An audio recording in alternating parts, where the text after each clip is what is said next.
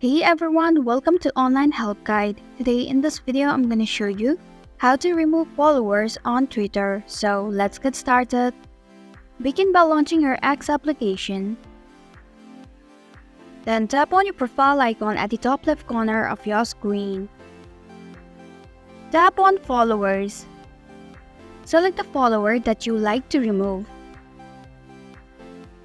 Then tap on the three vertical dots at the top right corner of your screen. There you can find block option. Just tap on it. And then block the user. As you can see, this user has been blocked. Now, unblock the user. To unblock the user, just tap on the block button. And then tap on unblock.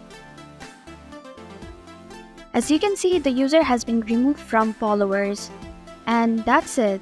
Thanks for watching Online Help Guide. If you like this video, hit the like button and drop a comment with any questions or feedback. If you're new, subscribe and click the bell icon to stay updated on the future videos.